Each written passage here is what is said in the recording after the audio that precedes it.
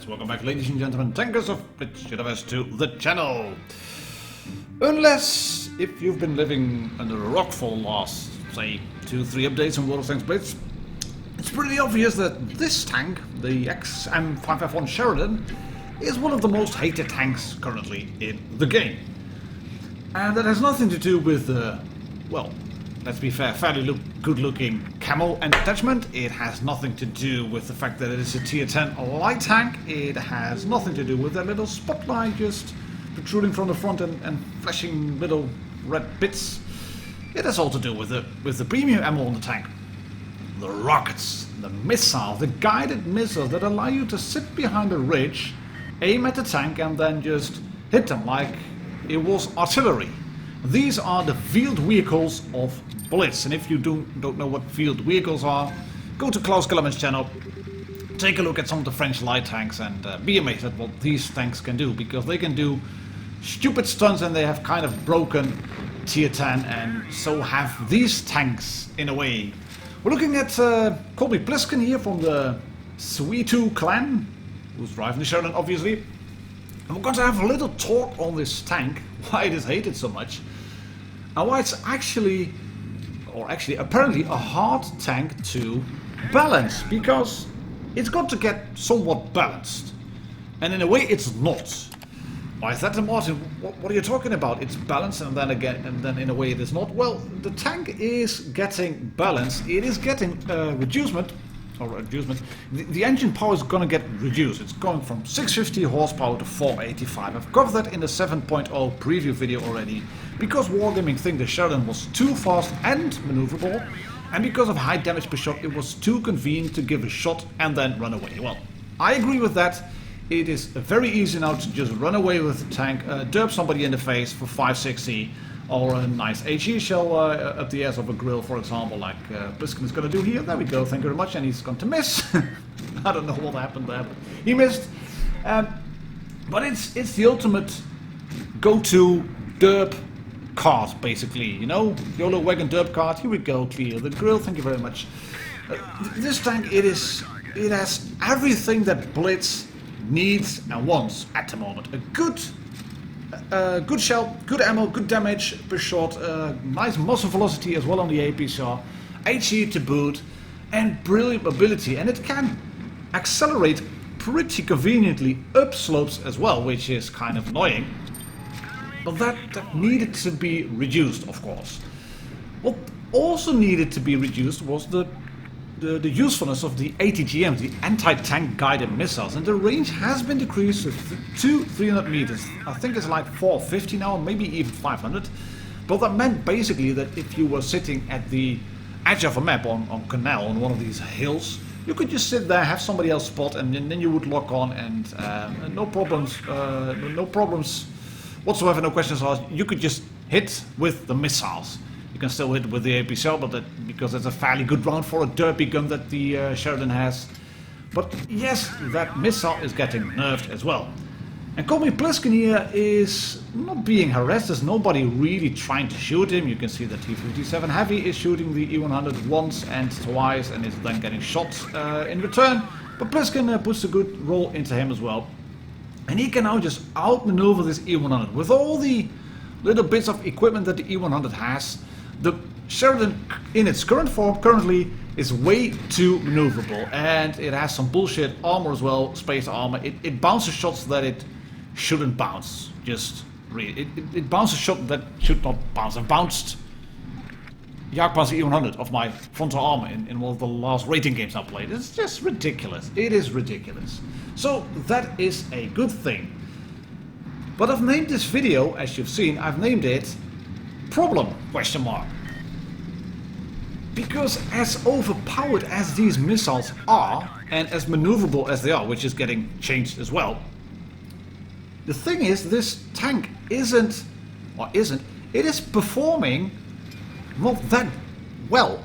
It isn't the overpowered tier 10 vehicle that you might think it is. It is, of course, broken with the mobility, it is broken with these missiles. But I'm going to show you a really good Blitz stats analysis website, and then I'm going to talk you through what I mean with that. And here's a bounce with APCR, I mean, honestly, this tank needs a nerf. That shot with APCR shouldn't have bounced on the well-armored E100 turret. That's a proper German super heavy. Let's shoot him with a rocket right to the side. Here we go, thank you very much. 330 damage dealt, 5.5k damage, nearly 5.6, and 7 kills in the Sheridan.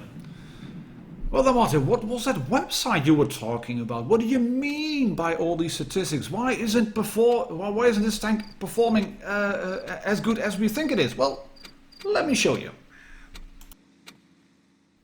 Because we're going to take a look at this website now, Blitz Analysis, as you can see, and that is made by YourBuild. There's a tag down below, as you can see. You can find him on Discord if you want to. You can send him an email. He's a well-known player on the EU forums as well. Puts on a lot of analysis stuff, analytics bits. And what he wants to do, he's just sorry to say it, buddy, but he's a stat nerd. He's a big stat nerd. And he's taking everything from the Wargaming API, the WG API, stored in a database and processed with r/RStudio. I have no idea what that means, but you can go to that website as well and then figure out what is happening. This is the same stuff that BlitzStars uses, and I think websites like Blitzhanger, etc. do that as well.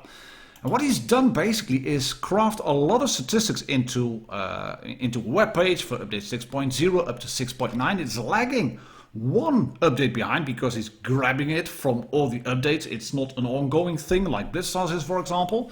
But what you can do is then take a look at 6.9, for example, and then look at career stats, tank stats, tier stats, region stats, and all battles per play. There's a lot of stuff in here. And we're going to take a look at the tier 10 statistics during update 6.9. That's not the last one, the current one, but during 6.9. And take a look at the tier 9 statistics then. You can see the player win rate distribution, etc. It is all there. Share of battles per nation, per vehicle class. The light tanks, they play a lot. And that has to do, of course, with the Sheridan, because that is a really popular tank. If you're then going to go into the tank statistics, take a look at this. Top 20 tanks by average win rate. And it's not in there, the Sheridan, as you can see. We have the Super Conqueror, of course. That one was being tested and it's played by a lot of good players, so that's quite high on the list. But there's no Sheridan down here.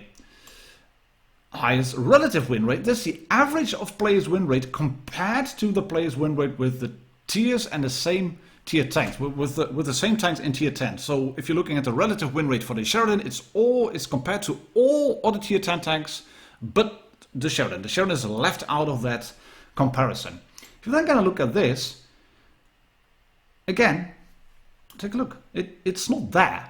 You see that? It's not there. Highest average damage. Can we find it? No, we cannot find it. That's interesting. It's not there. XM551 Sheridan. No, not there. Highest spot rate, obviously. The AMX30B is even better. The STB1 will get its view range reduced, so that one will go a bit like in here, a bit less of a spotter. And then we'll get the thickest 105 and the batchet will be a bit quicker. The light tanks will become spotting tanks in 7.0. Mark my words, I think that's really what's going to happen. Most play tanks is there, Sheridan, as you can see. There it is, above 30k people playing it. And it's by far the most played tank in tier 10. It's just ridiculous. There's so many Sheridans knocking about, but it also means there's a lot of players playing this tank. And if you're then going to look at this, it is one of the worst performing tanks. The batchet and the Sheridan are below 50% in terms of average win rate. In fact, you have the Leopard, the Sheridan, the batchet, the Grill, and the FV215B183 Death Star. Bottom on average win rate. And that's just average win rate. That's just the tank. Only tanks with more than 50 players are listed. That may filter out a few upcoming tanks that are being tested. But it doesn't filter out the Super Conqueror because there's more than 50 players testing those tanks. But take a look at this then. This is funny. Lowest relative win rate. The graph shows tanks with the lowest relative win rate. Average of players' win rate in the tank compared to the players' win rate with other same tier tanks. And it's all the other same tier tanks. that's a measure of how this tank is performing. So if you have a really high average win rate in the tank compared to all your other tanks in the tier or all your other tanks in the garage, if you're like performing at 53% consistently on all your tanks basically, and you have one tank which sits at 67, then the tank is overpowered. It is OP. But if you're taking a look at this, then hello, the FV is far lower, as in probably pretty team dependent, and then we have the Badget and the Sheridan. And that might mean that the Sheridan is somewhat team dependent because it obviously has a really long reload, and if you're going to take a look at 6.8, I think the Sheridan is a bit better. People have figured out how to deal with the tank. You can HE the turret. If it's shooting rockets, try to stay away from it. And of course, once it's fired, it has quite a long reload. But you can see that it's not a really well-performing tank. The players that play it perform worse in the Sheridan compared to all of their other tier 10 tanks. And in the Opticon 40 they perform a bit better, but it's still not a really good performer. On the other hand, you could also argue that the tanks that are sitting around here, like around the midline, these are the tanks that are well balanced. You can see that. What's the 121B? This is the Badger. FV215B is over there, and the Super Conqueror. You don't perform a lot better in the FV215B than you would do in any other tier 10 tank. So in that regard, you could even argue that the Sheridan is a little bit, quote unquote, little bit underpowered, because it is the bottom tank in terms of average damage, and I think that's a good thing. It should not be a top damage dealer. It might be the top damage dealer in 1 or 2 games that you encounter Sheridans in, but from time to time it's also one of the worst performing tanks, and the Badget is going to get a little bit of a DPM buff. But take a look at the Peta, for example. That might need some love, some tender loving care. But the closer these graphs come together, the more balanced a tier is. And I just wanted to show you this website because this is something that you can use to take a look at how tanks are performing. And of course you can always spin the numbers any way which you want to. And mind you, I'm not suggesting Wargaming should buff this tank, far from it. It's a good thing that they're trying to change the rockets, and I hope that will help, because if these rockets become less powerful and less useful, the tank will become the type of tank that Wargaming want it to be. And what they want it to be is the go-to derp card that it currently is if it's only using the APCR and HE shells. And I think that's a good thing. I mean, they're going to... oh, hello! Badger! Flying through the air. Have you ever seen something like that? Gone in 60 seconds. Lol. What they're going to do, they're going to get 3 tanks, 3 light tanks in the game in update 7.0. The Vickers 105, the XM551 Sheridan, and the Badget. And what they want, and I've told that already on the 7.0 preview video, what they want is a derp go-kart, the quick driving tank, the tank that maneuvers in, takes a big shot, big chunk of damage out of the enemy, and then moves in for another shot. They want the SMG, the submachine gun that is the Badget, the Bachation, 3 shots and then run off. And they want the early spotter, the Sniper Schnitzel, that is going to be the Vickers 105. And shots like that the opposing Sheridan just did, that will miss. This shot is going to hit. This, of course, should be a little bit harder. It was quite a steep angle. If everything works out, the shot that Defender Ender just made, that should not be possible. And let's hope it will work out like Wargaming are trying to do that. Because I quite like the Sheridan. I quite like how it plays. It is maneuverable. It has an accurate gun. It can go hull down in a way. It's my type of tank.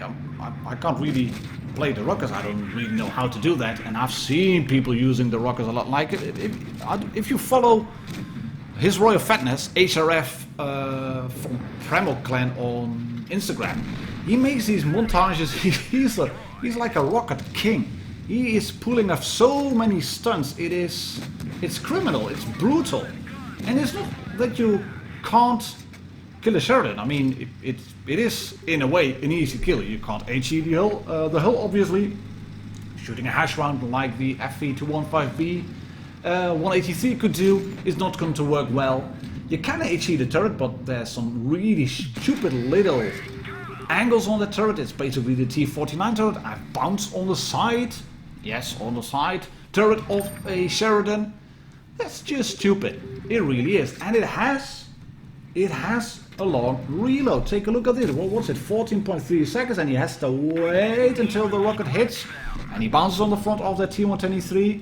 And then he has to wait a little bit longer again. So it is somewhat helpless once it's fired. And that's the same that goes for any big derp gun on in World of Tanks Blitz. So it's not a tank that's impossible to overcome. And I really hope that Wargaming succeed in making the rockets less useful, because that's obviously the way to go.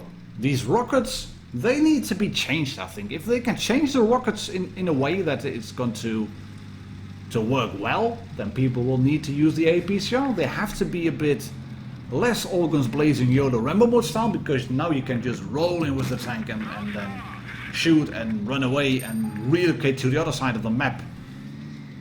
But as we've seen, it's not the really damage power machine that we think it is. And of course the skill set for the tank is a high capped skill one. You can't just shoot and relocate to the other side of the map if you don't know the map. You have to have map awareness, because you have to know where you can poke and then shoot and then safely run away and preferably reset your camo as well. If you can do that, then this tank is a wet dream. But in a way, that could be said for the Leopard as well. That could be said for the STB-1 as well. If you know where to sit, if you can kind of figure out where the enemy is, and if they are on Camp Nell, for example, and if they're camping the entire match on the same ridge, then yes, you can outmaneuver any tank basically with any other tank, maybe except without a mouse, but still, you get the idea. If a good player, a really good player, can make any tank shine, as stupid as it may be, as bad as it may be, even the FV215B 183 Death Star, which is one of the worst performing, if not the worst performing tier tank currently in the game, there's going to be people in the tank sitting at the back and relocating at just the right time to be able to deal a big, nice hash round into the side of a mouse or an E-Runner. And then everybody's going to say, oh, that's such an overpowered gun. Yeah, maybe the FV215B 183 Death Star is a bit too dependent now. But Wargaming have nerfed that tank, and it's still a really popular one, so that's why it's also sitting low in the bits of tank's performance, because there's so many people playing it. There's going to be a lot of players that do not know how to play the tank too. And the same could be said for a Sheridan. But the rockets, yeah, I still don't know what to think of them. They're in the game, and I don't think, to be honest, that Wargaming will ever remove them. I don't think they will. Honestly, I don't think they will. Anyways, we're looking at Defender, and he's gonna smack that Object 704 in the face with the rocket. And it's shots like these that make people hate this tank and the T92E1 with all their hearts. But let me know in the comments below. Ladies and gentlemen, tankers of Blitz Universe, what do you think? Are these changes to the tank good? Will they give the tank what Wargaming want from it? Will it be a tank that will be less hated? Will it put it in its place, or what do you think? Is it going to get nerfed into the ground and then nobody will play the rockets anymore, except for the guys that really, really know how to play the rockets? So yeah, let me know what you think of the video. Let me know what you think of the Blitz analysis website and of the upcoming nerfs to the XM551 Sheridan. And Defender Render and Call Me Pliskin, thank you very much guys for sending in the replay and allowing me to use it on the channel. My name is Martin Dogger, thank you very much for watching. I'll catch you all on the next video. Cheers and happy tanking.